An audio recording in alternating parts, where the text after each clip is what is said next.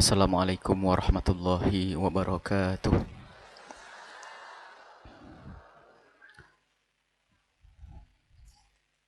Alhamdulillah.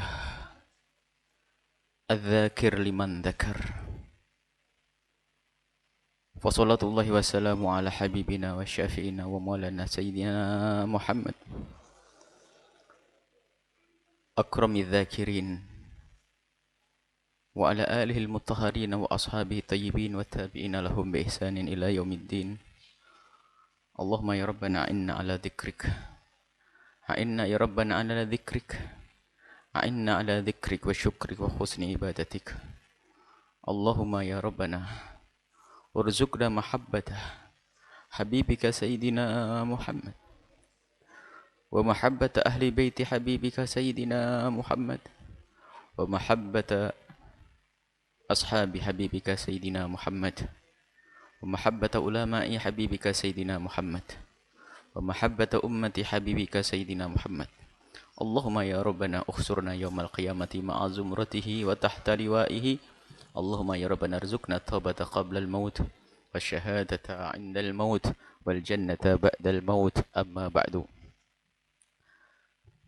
Kami cintai para orang tua kami, para hadirin dan hadirat, para pendengar, para pemirsa dimanapun Anda berada. Alhamdulillah, pagi hari ini kita dimudahkan oleh Allah untuk berkumpul kembali di tempat ini. Dan semoga kita akan dimudahkan terus untuk berkumpul dalam kemuliaan.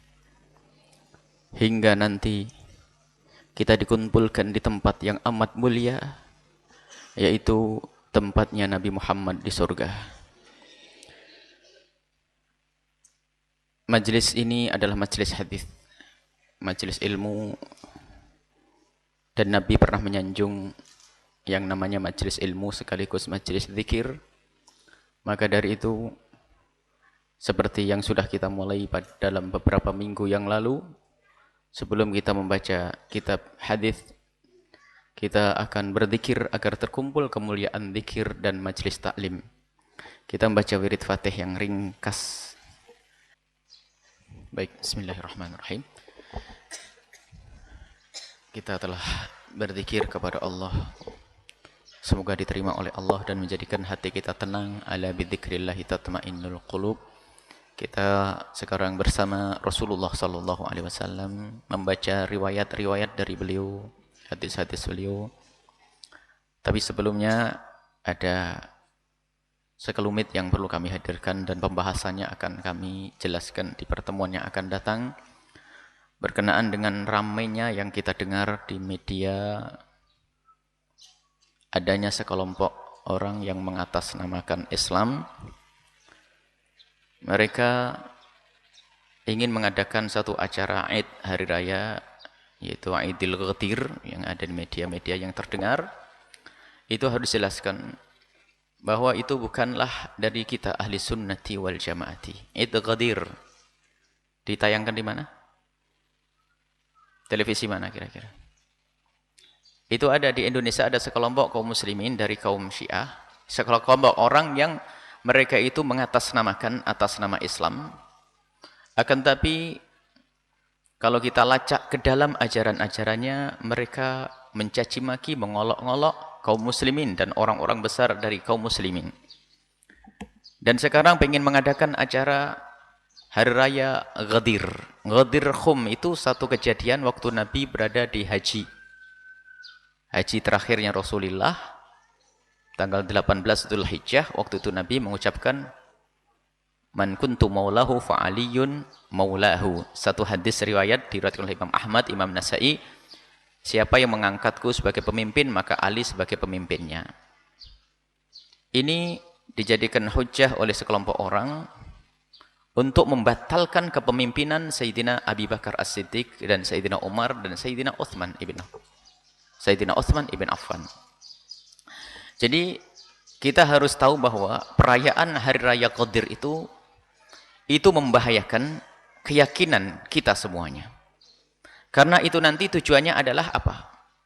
Untuk menghancurkan sesuatu yang selama ini sudah menjadi keyakinan kaum muslimin dari masa ke masa bahwasanya Imam Ali adalah imam kita, Imam Abu Bakar adalah juga imam kita, Sayyidina Umar juga imam kita, dan Sayyidina Utsman adalah juga imam kita, Khulafaur Rasyidin. Sehingga dari tujuan peringatan atau hari raya Ghadir itu nanti tujuannya adalah untuk memfokuskan orang kepada Imam Ali saja, sehingga imam sebelumnya akan ditiadakan dan dihapus, dan itu bertentangan dengan akidah kita ahli sunnati wal jamaati. Maka kalau ada orang yang katanya orang ahli sunnah wal jamaah kok ikut-ikut merayakan perayaan Ghadir, maka langsung dicoret dari barisan ahli ilmu. Biarpun itu orang yang pernah mengajar kita, tinggalkan. Hati-hati, karena ini masalah akidah. Jadi awas, kalau ada orang ikut merayakan perayaan Ghadir ini, karena ini diadakan oleh orang-orang yang ingin menghapus keimaman, kepemimpinan Sayyidina Abu Bakar As-Siddiq. Kalau kita ahli sunnati wal jamaati adalah mencintai ahli bait Rasulullah dan juga mencintai sahabat Nabi Shallallahu Alaihi Wasallam, termasuk Sayyidina Abu Bakar. Adapun kekhalifahan nanti insya Allah kita bahas pada pertemuan yang akan datang. Kekhalifahan itu tidak ada tansis, tidak ada nas. Semuanya adalah musyawarahnya para sahabat Nabi. Dimulai dari musyawarah muncul Sayyidina Abu Bakar, kemudian setelah itu Sayyidina Umar, Sayyidina Utsman, dan Sayyidina Ali. Dan begitu seterusnya, seperti itu.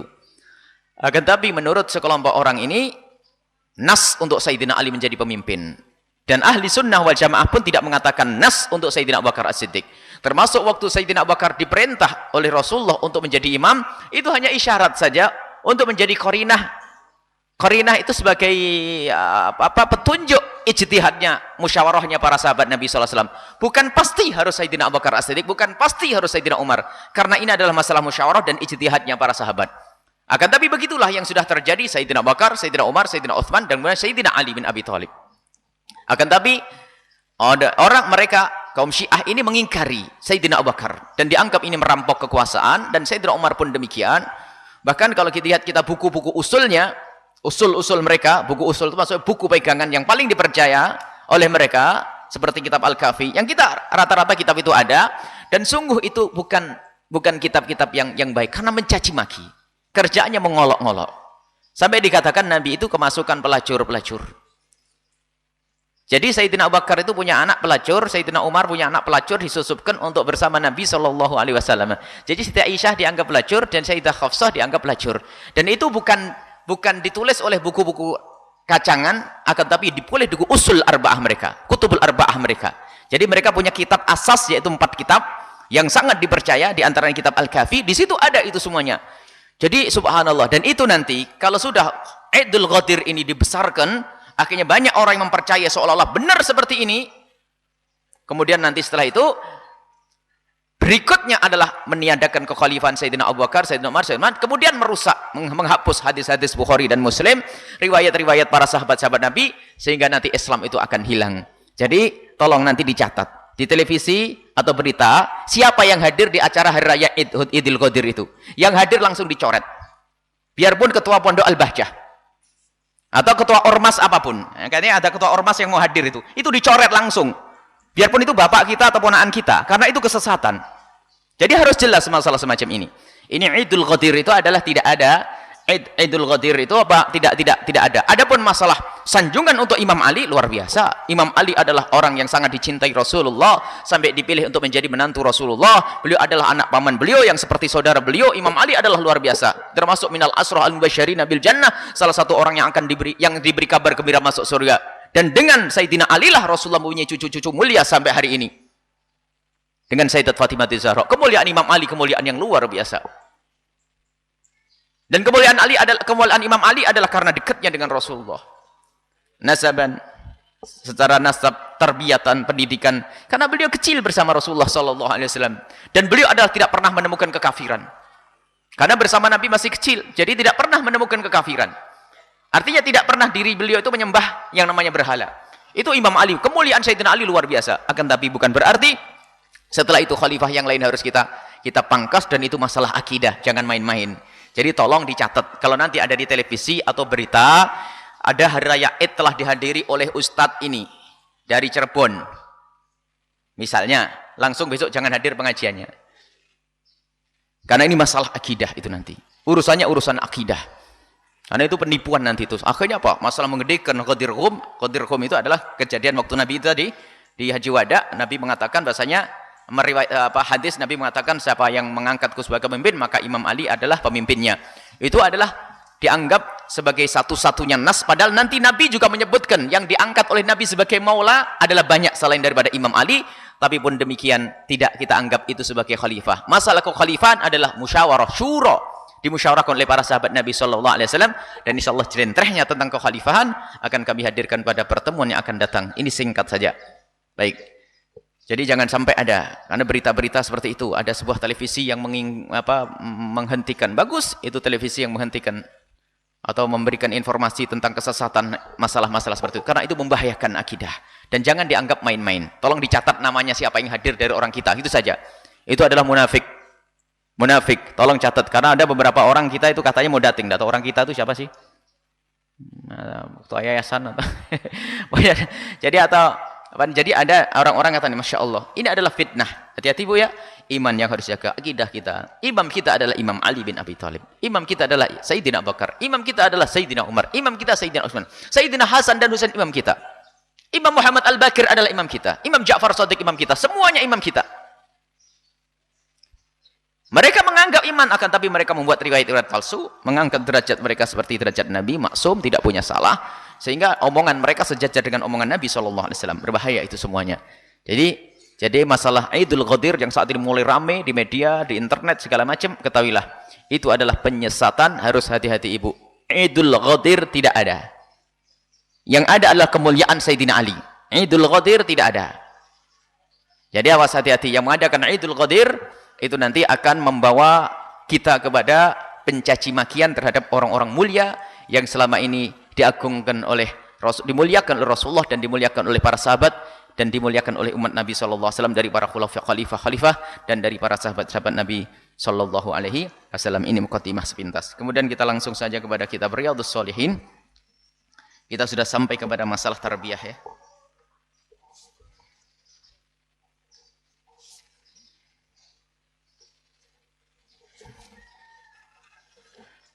Kita sampai kepada qala al-musannif rahimallahu taala, nafa'anallahu bihi wa bi ulumihi wa bi ulumikum fid dar, amin.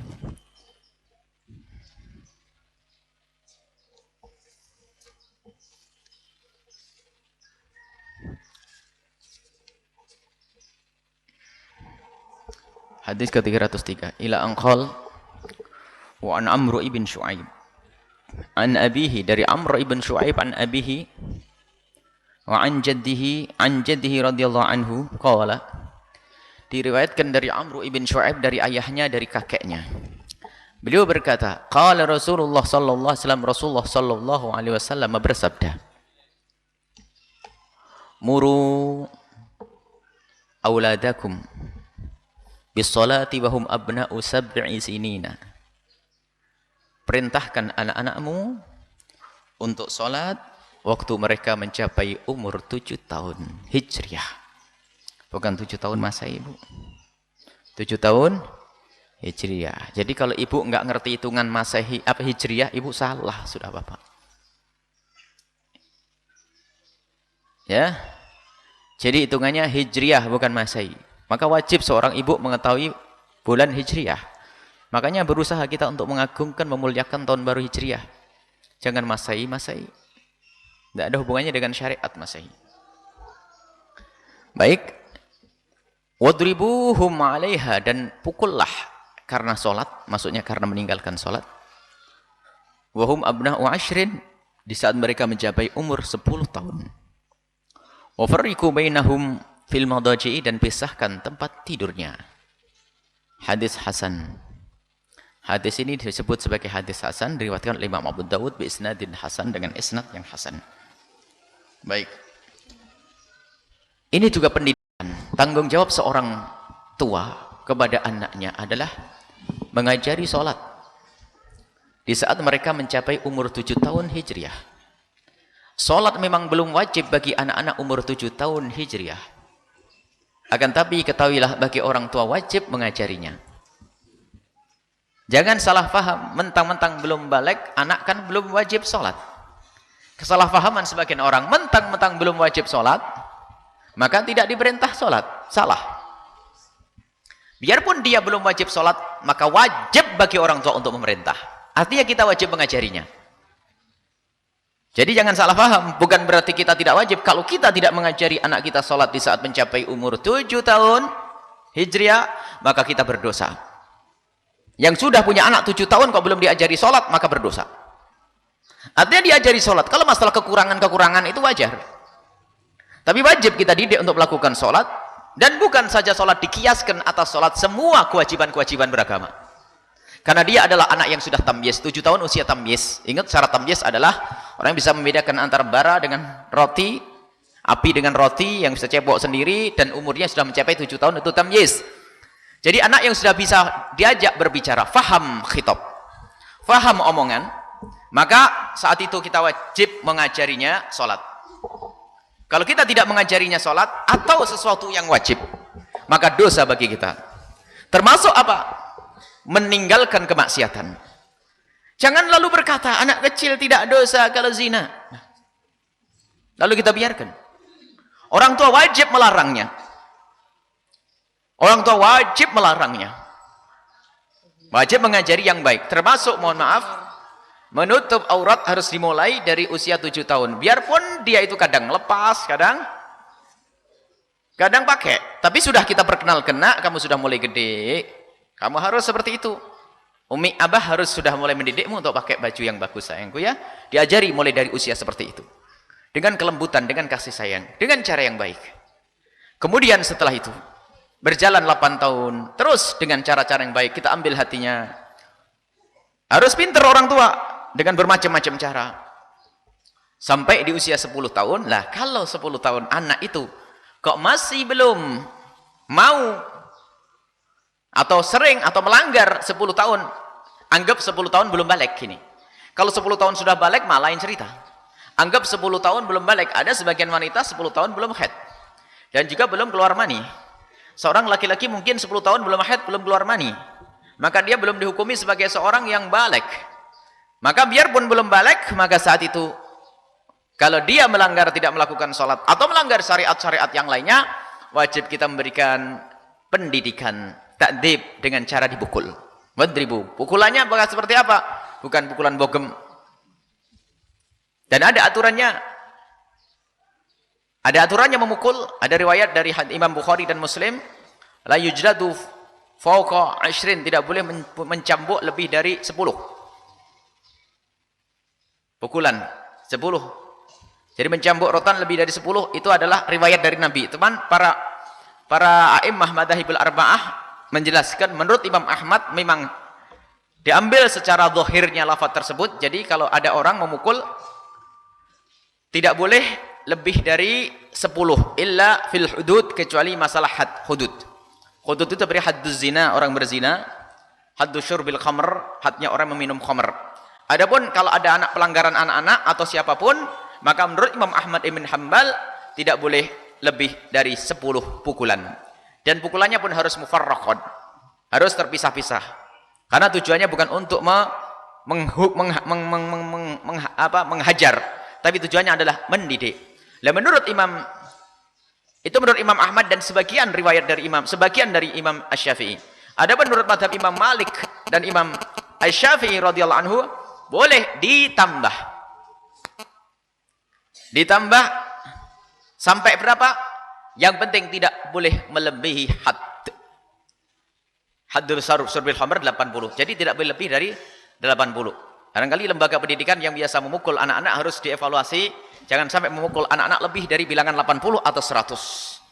Dan itu pun cara pemukulannya ada. Jadi cara pemukulannya di tempat yang tidak membahayakan. Kemudian tidak lebih, itu menurut mazhab Imam Syafi'i dan menurut mazhab Imam Malik rahimahullahu ta'ala. Adapun menurut mazhab Imam Ahmad tidak boleh lebih dari 10. Sebab pukulan itu bukan tujuan, tapi untuk mendidik. Akan tapi itu perlu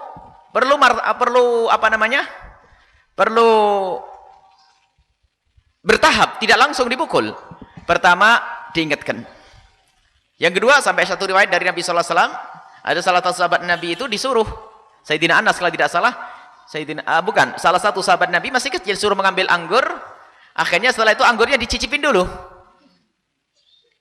Kemudian oleh Nabi dia tidak boleh seperti itu, dijewer. Jadi menjewer termasuk pendidikan. Jewer, cubit. Mencubit kayak gini. Jadi mencubit telinga itu adalah termasuk pendidikan. Jadi cubit dulu, bukan langsung gebrek, pukul ya. Kemudian bertahap dengan yang lainnya. Mungkin pertama dicaruh rotan tuh, awas hati-hati nak ya, kalau kamu nakal nanti di rotan seperti itu. Dicubit, kemudian saat itu kalau hendak memukul, maka pukulannya pun tidak boleh lebih dari 10 menurut madhab Imam Ahmad ibn Hanbal, dan ada pun menurut madhabnya Imam Asy-Syafi'i radhiyallahu anhu, maka pukulan tersebut boleh asalkan tidak boleh melebihi, itu ijtihadnya orang yang menegakkan hukum tersebut, tidak boleh melebihi daripada adna al-had, paling rendahnya had. Had itu ada 80 dan 100, 80 peminum khamar dan 100 adalah untuk orang yang melakukan zina dan bukan zina muhson. Baik, itu adalah cara pendidikan memukul. Jadi ada mukul, tapi pemukulannya pun harus hati-hati. Sampai diupayakan nanti cara mengangkatnya itu ada. Jadi bukan langsung ditekankan. Jadi waktu menjatuhkan rotan itu diupayakan tangannya tidak ikut. Yang dijatuhkan hanya rotannya saja. Jadi tidak kebarkan beban tangannya begitu. Subhanallah. Jadi ada pendidikan seperti itu. Jadi kalau ngatur rotan kayak dilepas begitu. Kalau hendak memukul, tapi ingat pukulan itu adalah terakhir. Di saat orang sudah tidak bisa dibenahi dengan cara lembut, dengan cara cubit telinga, kok masih tidak bisa, maka baru dipukul. Tapi ingat, pukulan sendiri ada aturannya, ada batasannya. Kemudian jangan sampai memukul anak di saat anak itu mengatakan Allah, Allah, Allah. Ada larangan dari Nabi sallallahu alaihi wasallam. Kalau sudah Allah, ya Allah, tolong ya Allah, masih dipukulin. Itu tidak boleh. Haram bagi orang tua melakukan itu. Kalau sudah anaknya minta tolong pada Allah, lah ini yang bermasalah, anak cerdas sekarang. Anak cerdas denger ini. Itu pukul abahnya langsung Allah, Allah. Allah, Allah, ya Allah, tolong ya Allah. Maka tidak boleh dilanjutkan. Ya.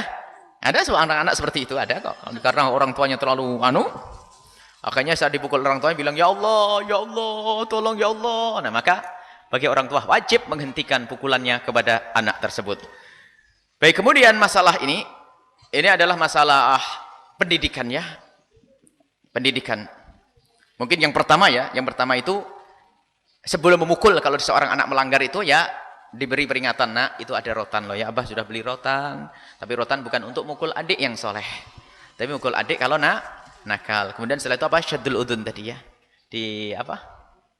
dicubit telinganya. Kemudian kalau sudah harus mukul, maka pukulan itu harus ada aturannya ya, jangan sampai dengan pukulan yang menyiksa begitu, jadi pukulan yang mengingatkan. Dan setelah itu kalau masih pukulan tidak bisa, maka nanti bisa ya sampai derajat kalau memang orang itu sudah mukallaf, artinya sudah balik, nanti bisa saja mahkamah yang menangani apa di penjara atau di ini dan itu sebagainya.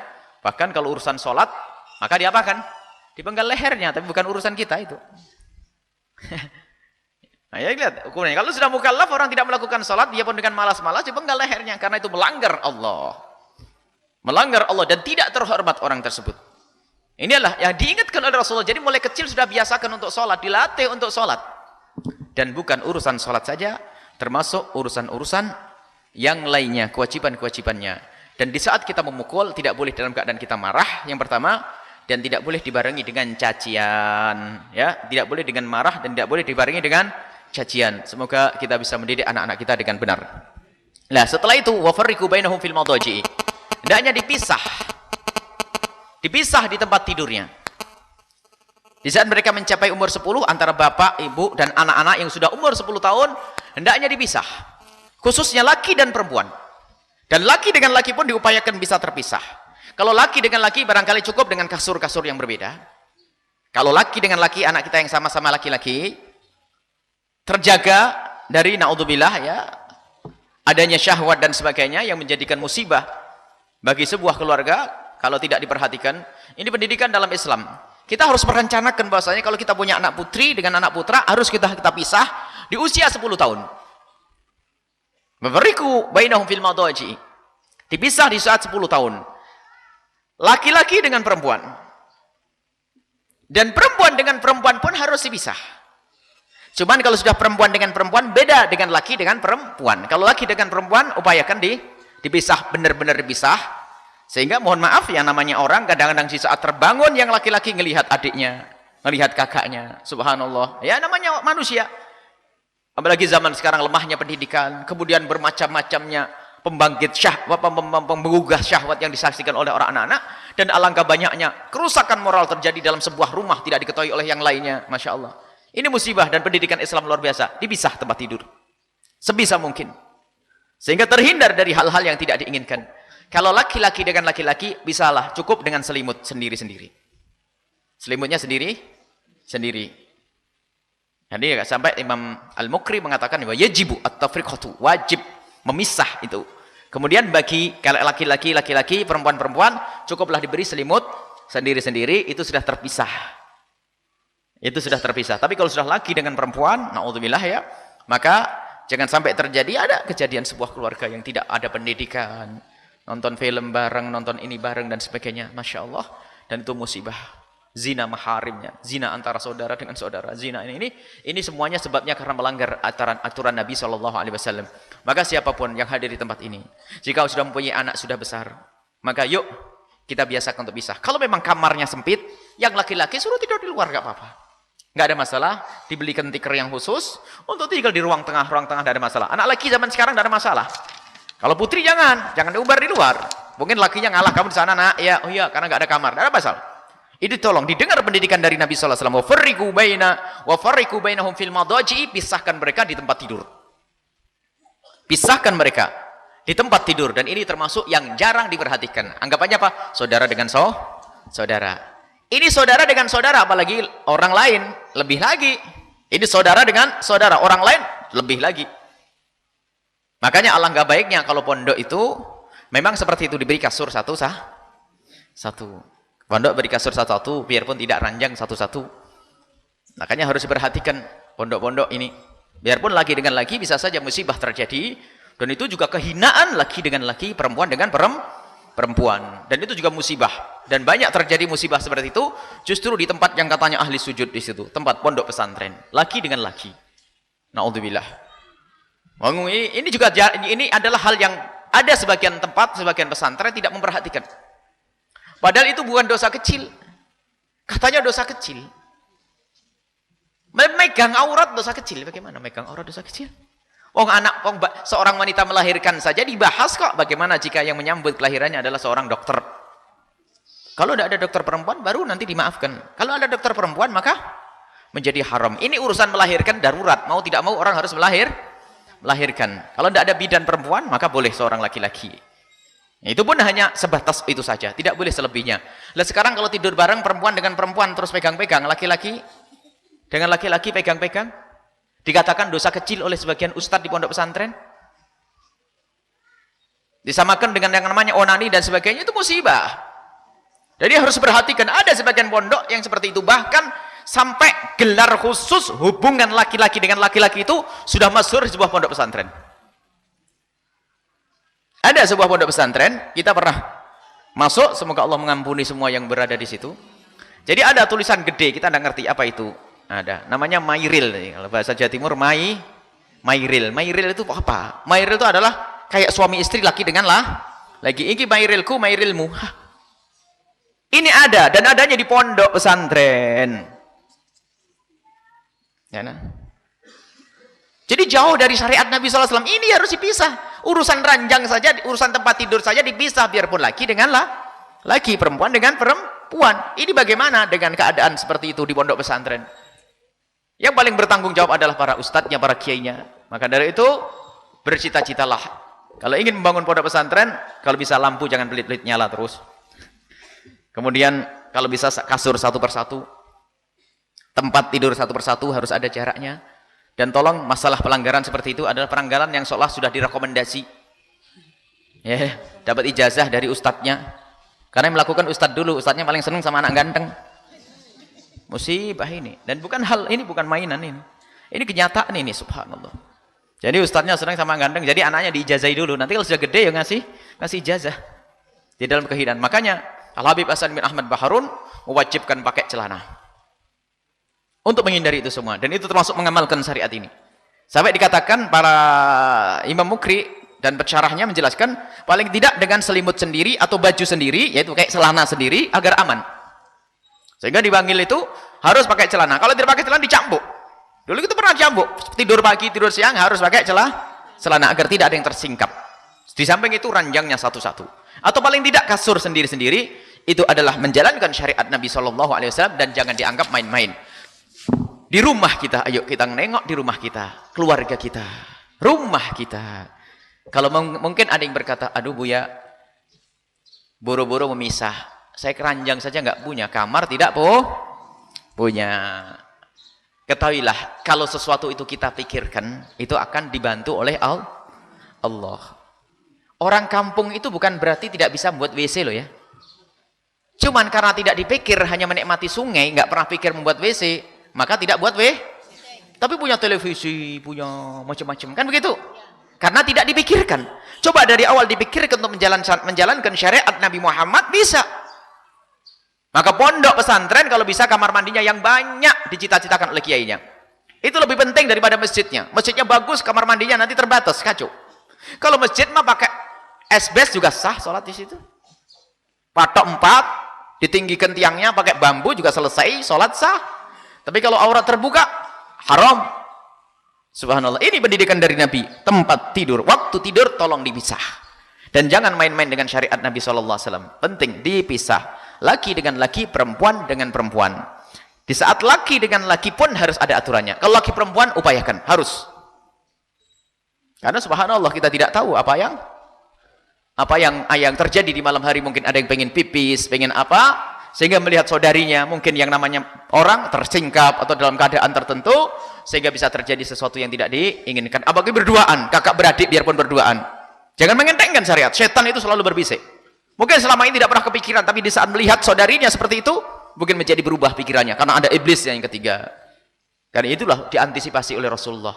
Wafarriqu bainahum fil madaji'i, dan pisahkan mereka di tempat tidur mereka. Baik, hadis berikutnya, dan ini hadis yang terakhir, besok insyaallah masuk bab bertetangga. Wa an Abi Thurayyah Sabrata bin Ma'bad al-Juhani. Diriwayatkan dari Abi Thurayyah radhiyallahu anhu, qala, beliau berkata, qala Rasulullah sallallahu alaihi wasallam, "Allimus sabiyya as-salata li 7 sinin." Ajari anakmu untuk salat di saat mereka mencapai umur 7 tahun. Wadribu 'alaiha ibna 'ashri sinina. Pukullah saat mereka mencapai umur 10 tahun. Hadis hasan rawahu Abu Daud. Ini hadis disebut hadis hasan, diriwayatkan oleh Imam Abu Daud wa Tirmidzi wa qala hadis hasan. Wa lafdhu Abi Daud, dan lafaznya Abu Daud berbunyi gini. Murus sabiyya, perintahkan anak kecilmu bisolati, dengan salat, idza balagha, di saat mereka mencapai 7 sinina, umur 7 tahun. Itu pengulangan maknanya dari hadis yang pertama tadi. Intinya, kesimpulannya, semua yang punya anak sudah mencapai umur 7 tahun harus kita kenalkan syariat Nabi Muhammad. Sudah wajib kita mengajari untuk mereka menjauhi larangan dan menjalankan perintah. Termasuk puasa, wajib kita perintah. Biarpun belum wajib puasa, anak umur 7 tahun wajib kita ajari puasa, biarpun belum sempurna. Kuatnya puasa beduk. Ya nggak apa-apa, namanya anak. Tapi harus kita ajari, nak, kamu harus puasa, nak. Sahur sama abah sama umi. Iya, Mi. Kalau siang-siang nggak kuat, hilang lentruk, ini minum nggak apa-apa. Tapi habis itu puasa lagi. Jadi sahurnya 2 kali nanti, sahurnya siang. Memang belum balik, tapi kalau tidak kita ajari sama sekali, maka ketahuilah haram bagi orang tua. Jadi dididik seperti itu dan disanjung. Masya Allah, didik hari ini bukannya sampai siang jam 12, besok bukannya jam 3 sayang ya. Ya Mi, nunggu jam 3 tuh nikmat sampai jam 3. Mungkin hari yang ketiga sudah jam 6, begitu. Ini maka ada puasa beduk bagi anak-anak. Ya. Jangan ibu-ibu ikut puasa beduk. Jadi gak ada puasa. Jadi itu mendidik puasa. Termasuk yang lainnya, kewajiban menutup aurat, kadang-kadang dipakai panas, Mak. Ya udah, lepas dulu. Karena belum mengerti secara sesungguhnya kehalalan dan keharaman. Tapi sudah bisa diajak berbicara umur 7 tahun. Tapi kalau sudah balik, maka ia sudah mengerti halal haram, wajib meninggalkan keharaman dan wajib melaksanakan kewajiban. Kalau mereka melanggar kewajiban-kewajiban, nah nanti ada hukumannya. Hukumannya. Salat ada hukumannya, ini ada hukumannya, semua ada hukumannya. Akan tapi jangan sampai anak kita melanggar. Maka dari itu harus kita biasakan anak-anak kita untuk kita didik dengan kewajiban-kewajiban di saat mereka usia tamyiz. Bahkan sebelum 7 pun boleh kita latih. Dan pahala kembali kepada orang tua dan anak-anak itu sendiri. Pahala akan diberikan pada orang tuanya karena telah mendidik. Jadi ingat, hukumnya mengajari yang wajib kepada anak umur 7 tahun adalah wajib. Biarpun sang anak belum wajib. Jadi mengajarinya itu wajib, biarpun anaknya belum wajib. Wallahu a'lam bishawab. Baik, terima kasih kepada guru kita semua yang mulia Buya Yahya atas penjelasannya, dan selanjutnya langsung saja bagi para hadirin bapak-bapak ibu-ibu yang ingin bertanya secara langsung dipersilakan. Satu pertanyaan dari jamaah bapak-bapak dan satu pertanyaan dari jamaah ibu-ibu.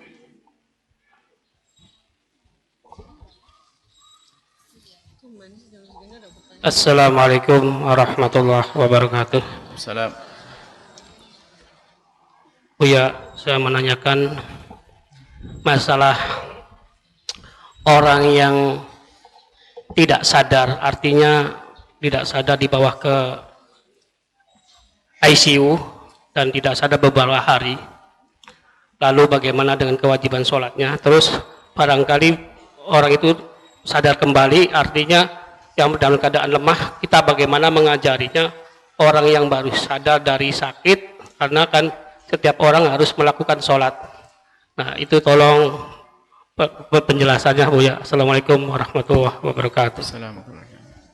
Satu pertanyaan dari ibu-ibu, persilakan.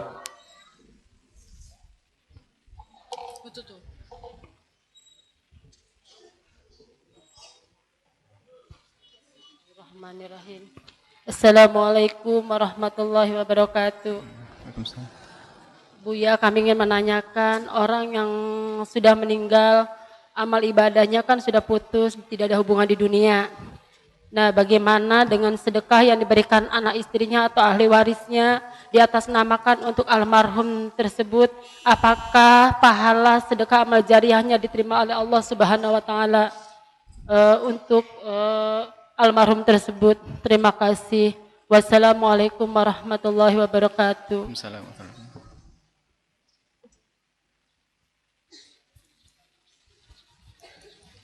Bismillahirrahmanirrahim.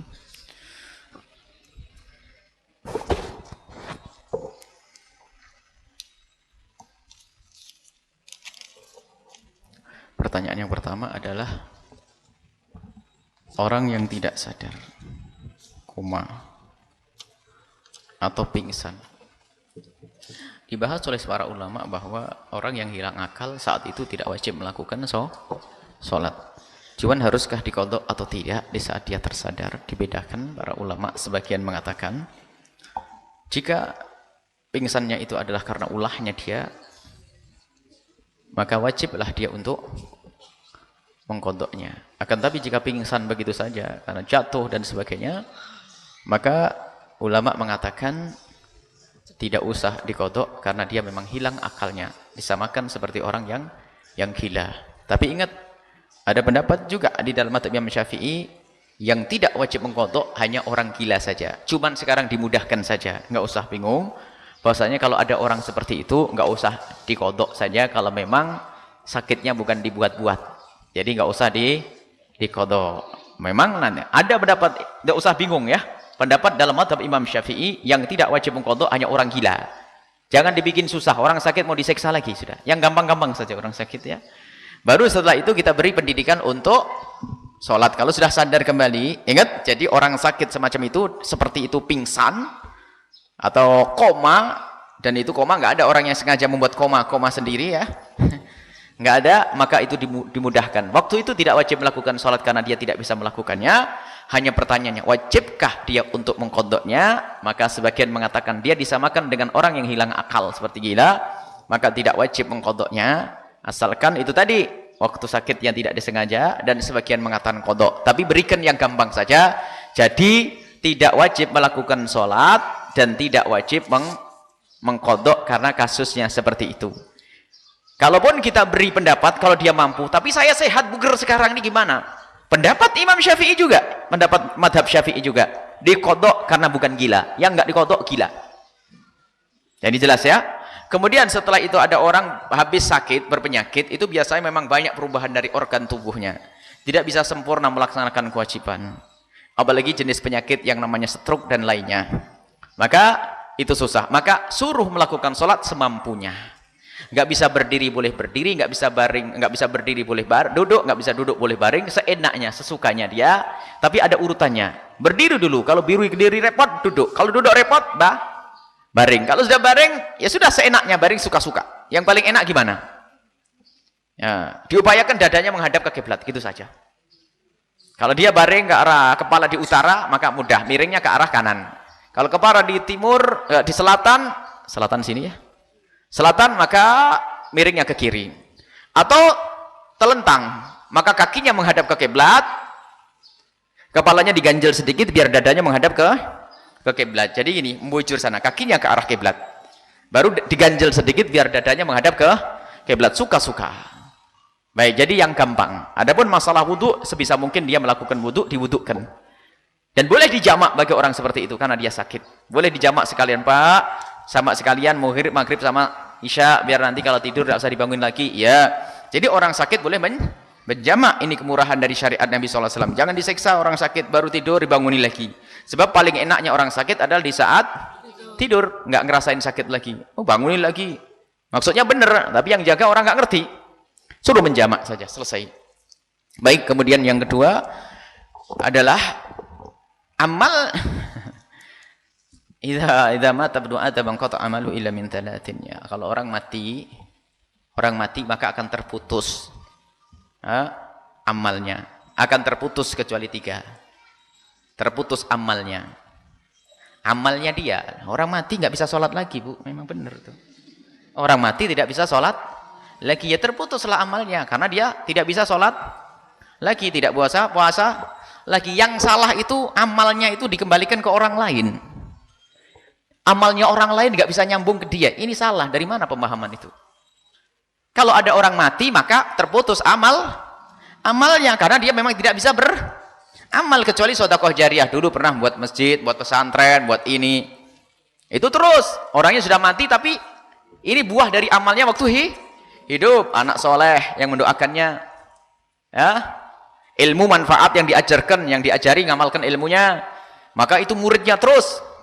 Lalu amal yang lain seperti sholat dan sebagainya ya nggak bisa, wong dia tidak bisa sholat. Cuman permasalahan kalau ada orang lain punya amal, seandainya dihadiahkan kepada dia, nah ini yang disepakati oleh para ulama, bukan sesuatu yang terlarang. Jumhur ulama mengatakan bisa nyampe, termasuk sedekah. Jadi ibu bersedekah. Kisahnya seorang perempuan menghajikan ibundanya. Ibundanya sudah meninggal, nggak bisa haji, tapi dihajikan. Sampai Nabi Rasulullah memerintahkan, dainullah akbar yuqda. Utang Allah lebih berhak untuk dibayar. Ibunya punya utang, nadarat ummi bil haji. Ibuku nadar untuk haji ya Rasulullah, tapi mati sebelum haji, gimana?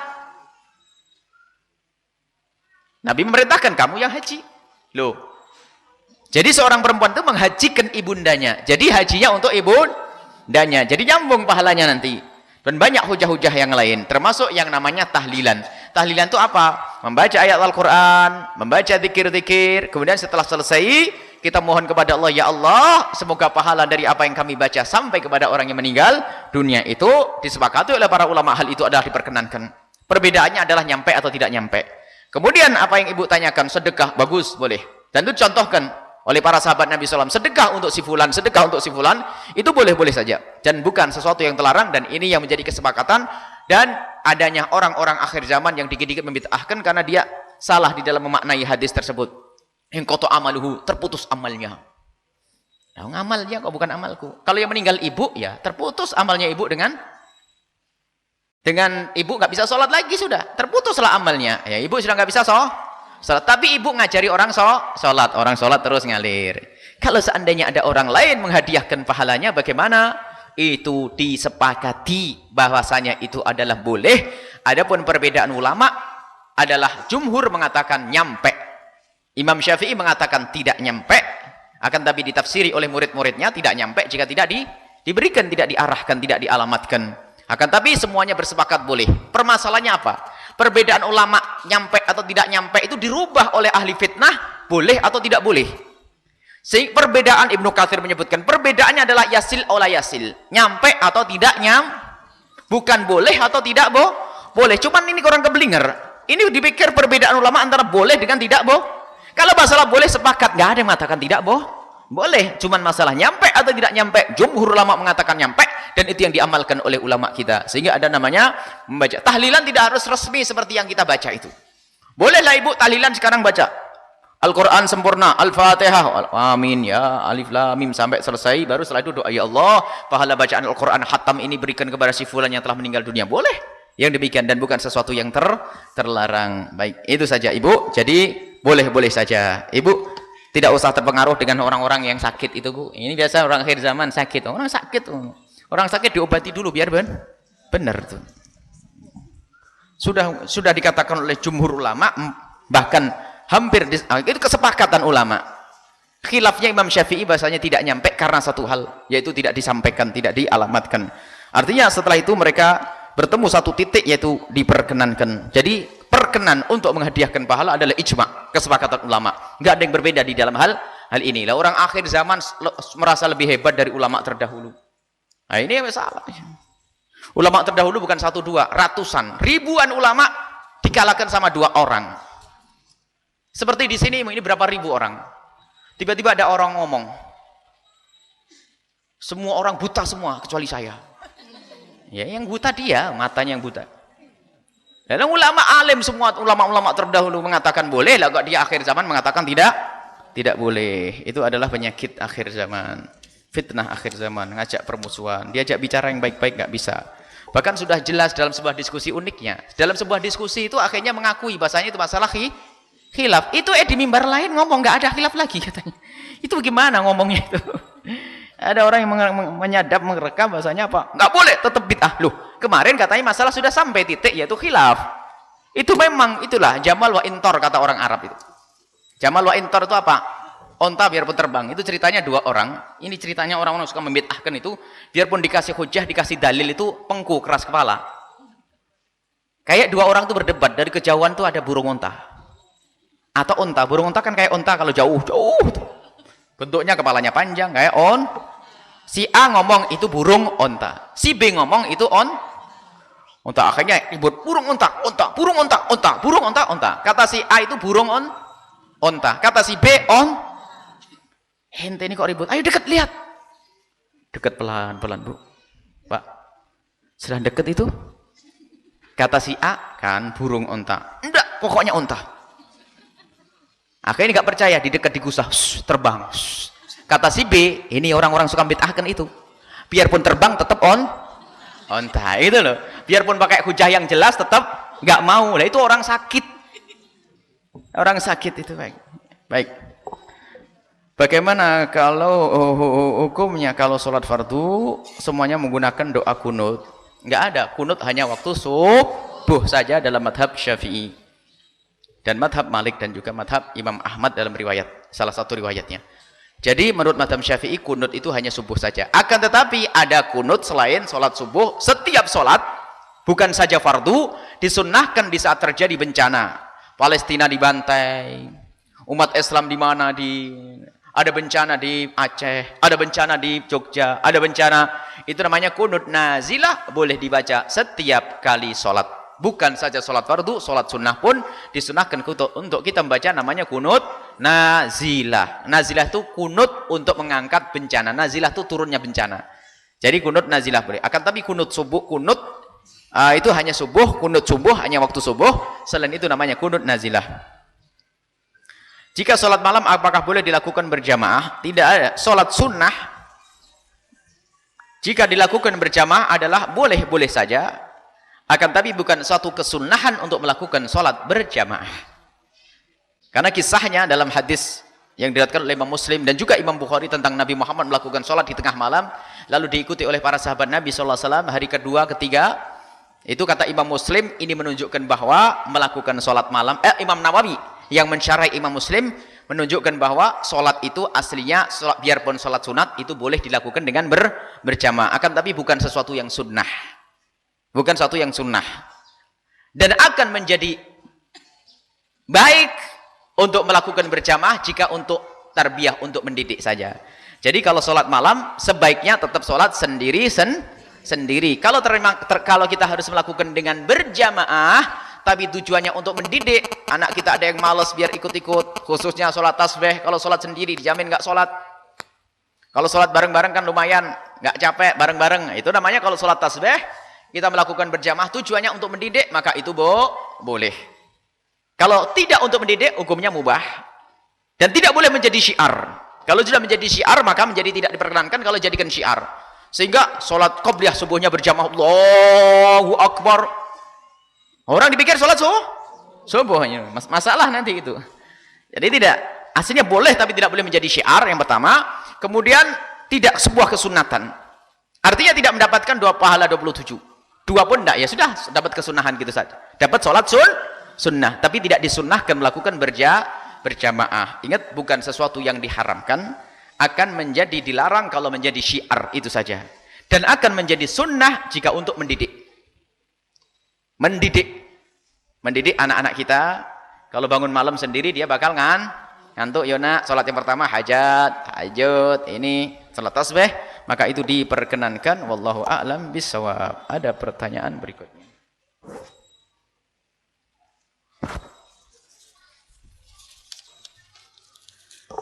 Saya pelajar SMA di kelas, ada seorang laki-laki yang mendekati saya. Saya sudah bahkan terus menghindari, namun laki-laki tersebut tetap mendekati saya, hingga saya pun merasa tidak nyaman.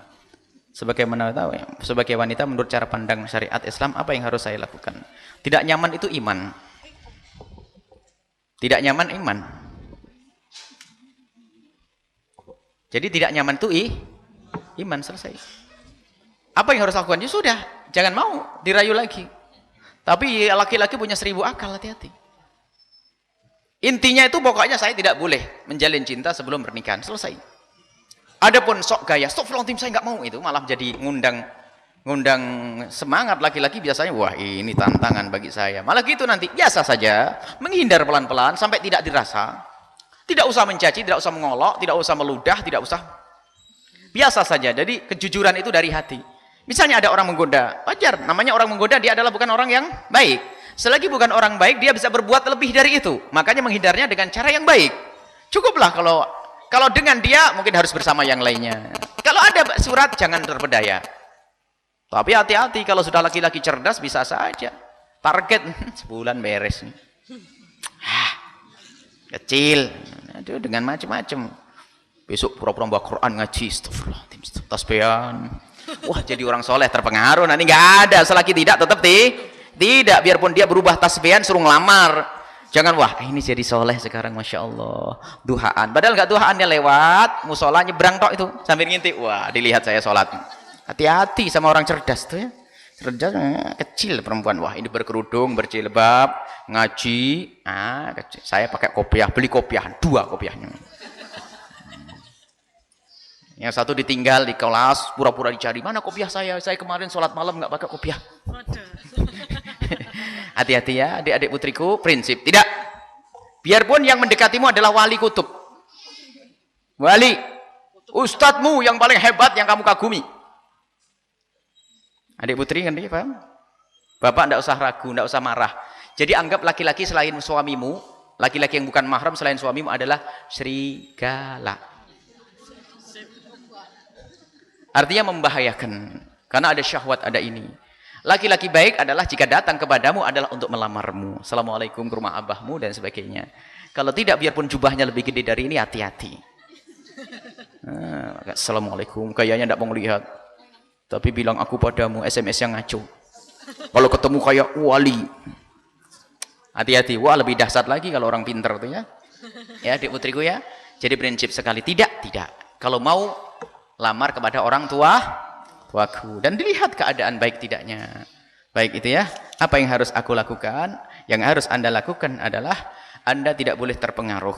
Sebab 1000 akal bagi seorang laki-laki untuk bisa menggaet, menjaring seorang wanita. Nggak bisa begini begitu, nggak bisa begini begitu. Sampai, waduh, hati-hati.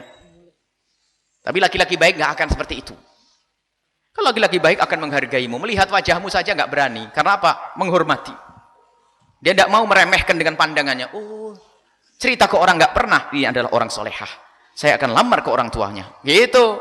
Kalau sudah bilang aku padamu di pinggir jalan, berarti merendahkan hargamu di pinggir jalan. SMS belum apa-apa, siapa ini? Aku tidak bisa tidur. Ngapain nggak bisa tidur? Salahnya sendiri.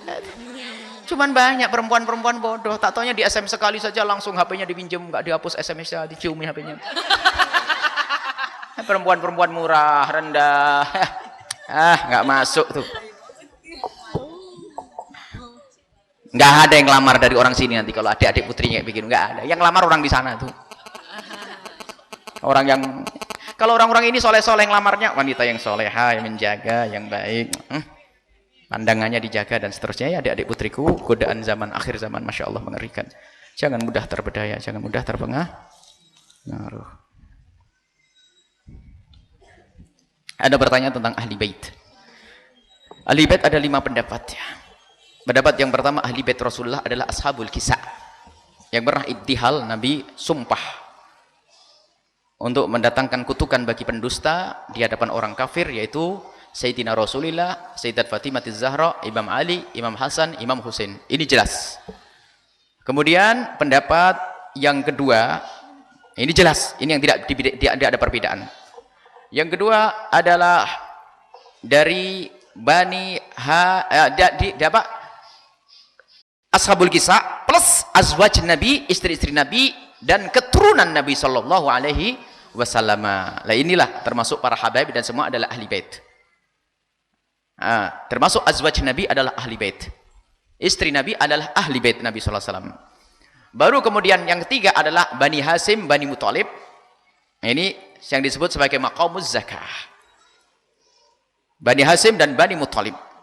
Bani Hashim dan Bani Muthalib.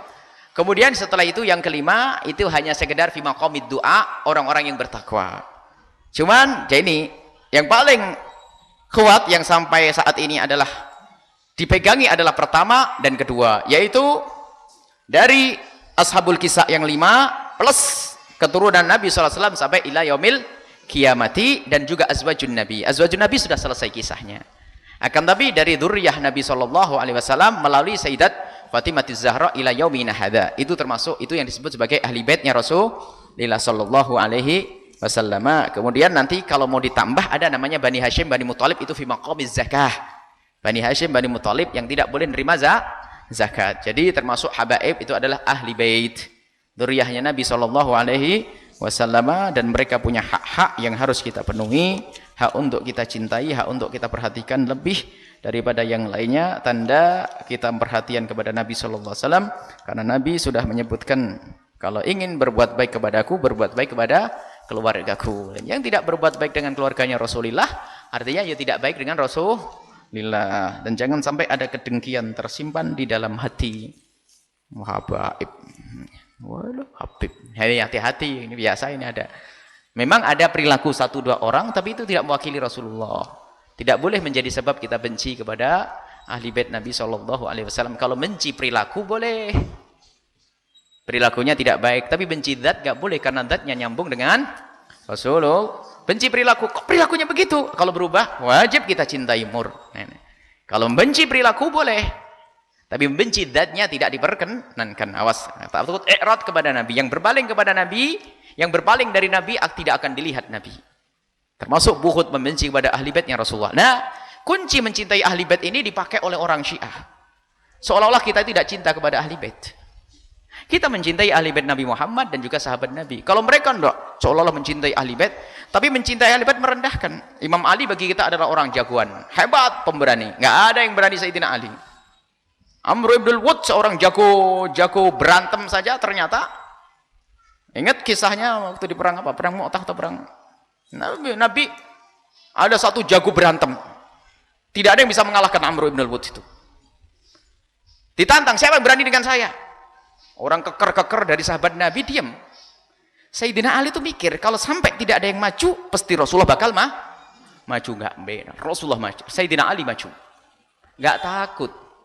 Gulet, belah kepalanya. Hebat.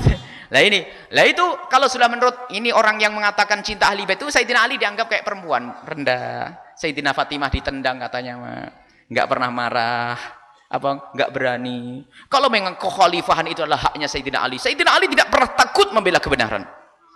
Kalau memang keimaman miliknya Sayyidina Ali langsung diberesi.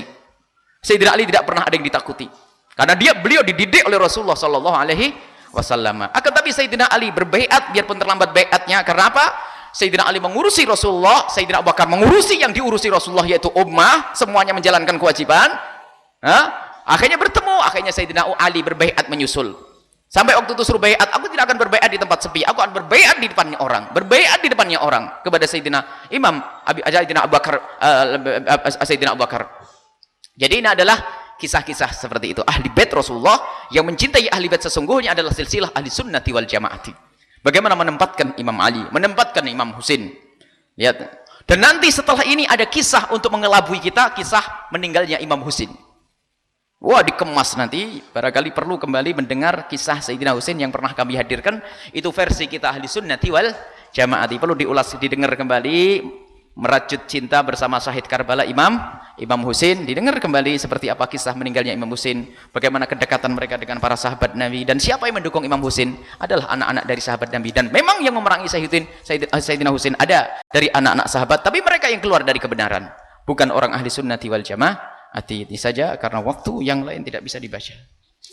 Semoga kita digolongkan orang yang bisa mencintai ahli bait Rasulullah sallallahu alaihi wasallam. Mari kita tutup dengan doa. Masya Allah banyak pertanyaan yang belum bisa dibaca. Bismillahirrahmanirrahim. Minta doa sekali saja untuk kesinambungan pembangunan pondok pesantren ini, diantaranya aula. Keramik sudah ada, keramik atas sudah ada, cuman dak ini segera diberesi dan besi ini belum diberesi. Jadi semoga Allah mudahkan dan juga pondok putri segera dibangun. Kita pengen cepat Bu, karena kelihatan untuk menjalankan fariqu bainal madaji tadi itu. Kita ingin memisah anak-anak agar tidurnya rapi bener. Ya, nanti insya Allah pengen kamar-kamar segera terwujud, dan lebih dari itu kita ingin membuat rumah untuk guru-guru. Rumah untuk guru-guru, sebab guru saat ini bertebaran di kampung. Nyewa di sana, nyewa di sini. Jadi kasihan mereka jalan jauh. Kita ingin para guru, para pejuang-pejuang akan ditempatkan di belakang. Semoga ada hamba-hamba Allah yang dicintai oleh Allah yang bisa memilih untuk membangun tempat itu karena Allah, karena untuk guru-guru yang mengajar anak-anak, yang membimbing anak-anak. Dan sungguh pahalanya amat besar, dan semoga Allah mengirim ahli surga untuk itu semuanya. Dan semoga kita termasuk golongan orang tersebut. Al-Fatihah. Bismillahirrahmanirrahim. Alhamdulillahirabbil alamin arrahmanirrahim. Maliki yaumiddin. Iyyaka na'budu wa iyyaka nasta'in. An'amta 'alaihim ghairil maghdubi 'alaihim waladdallin. Amin ya rabbal. Bismillahirrahmanirrahim. Alhamdulillahirabbil alamin. Allahumma shalli ala sayyidina Muhammad wa ala ali sayyidina Muhammad. Allahumma arhamna wa la tu'adzibna. Wansurna wa la takhdhulna wa'afina wa la tumridna wa akrimna wa la tuhinna wa athirna wa tuthir alaina innaka ala kulli syai'in qadir. Allahumma ya Allah, ya Allah, ya Allah. Muliakan kami dengan cinta kepada kekasih-Mu Nabi Muhammad. Engkau yang memiliki cinta ya Allah, jangan sampai cinta kami hanya di bibir dan di lidah. Tidak kami rasakan di hati kami ya Allah, kecintaan kepada kekasih-Mu Nabi Muhammad. Dan kecintaan kepada ahli bait kekasih-Mu Nabi Muhammad, cinta yang sesungguhnya. Dan kecintaan kepada sahabat kekasih-Mu Nabi Muhammad, wahai Zat yang menciptakan cinta. Dan wujudkan kecintaan di antara kami, agar kami saling mencintai karenamu ya Allah. Keindahan dalam cinta ya Allah, kami rindu itu semua ya Allah. Jangan sampai ada dengki di antara kami, kebencian di antara kami, permusuhan di antara kami ya Allah. Kami ingin menggapai keindahan di dunia sebagai muqaddimah keindahan di akhirat nanti ya Allah. Engkau yang menciptakan keindahan, Engkau yang menciptakan dunia dan keindahannya, maka jadikan kami ahlinya. Engkau yang menciptakan surga dengan keindahan dan jadikan kami ahlinya. Engkau yang menciptakan kesusahan di dunia ya Allah, maka jauhkan kami dari itu semua. Dan Engkau yang menciptakan neraka, jauhkan kami dari neraka ya Allah. Ya Allah, anak-anak kami bimbing mereka ya Allah.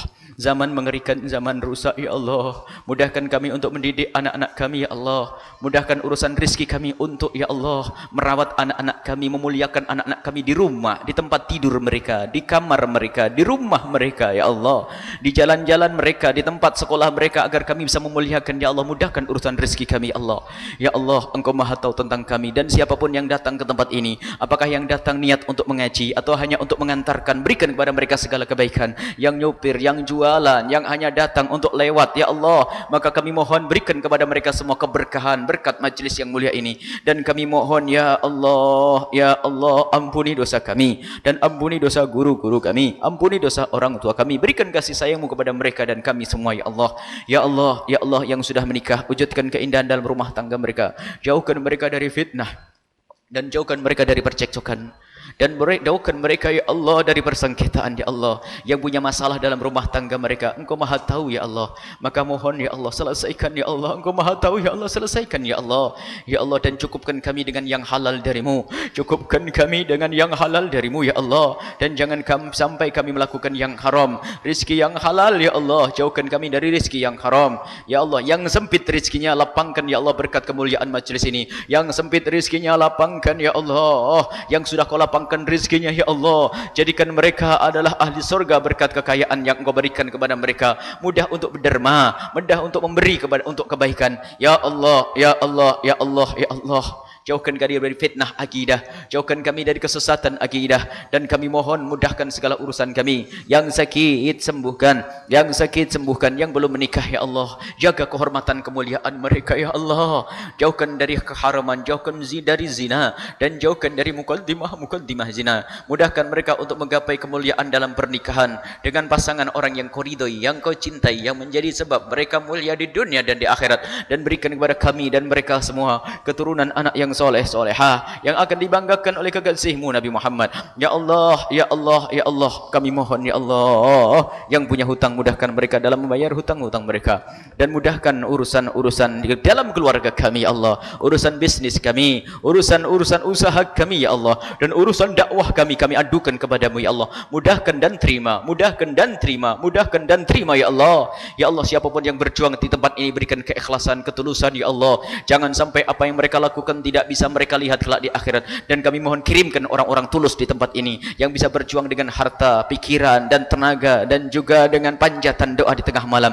Siapapun yang bergabung di tempat ini, jadikan mereka ahli surgamu ya Allah, tanpa terkecuali ya Allah. Jadikan mereka ahli surgamu, ampuni dosa mereka, muliakan dan kembalikan kepada keluarga dan anak keturunan mereka dengan segala kebaikan ya Allah. Ya Allah, panjangkan umur kami dalam ketaatan serta sehat walafiat, panjangkan umur kami dalam ketaatan serta sehat walafiat, dan kami mohon ya Allah, berikan kepada kami semua husnul khatimah, husnul khatimah, mati dalam keadaan iman ya Allah, iman, dan kami mohon ya Allah, jadikanlah ucapan kami di akhir hayat kami kelak saat kau cabut nyawa kami adalah ya Allah kalimat agung dan mulia, la ilaha illallah Muhammadur Rasulullah, la ilaha illallah Muhammadur Rasulullah, لا إله إلا الله محمد رسول الله صلى الله عليه وسلم.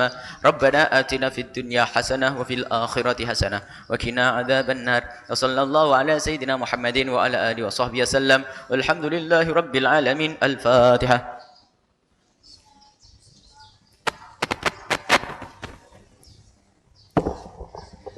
Terima kasih, mohon maaf dan mohon doa selalu. Wabillahi taufiq wal hidayah. Assalamualaikum warahmatullahi wabarakatuh.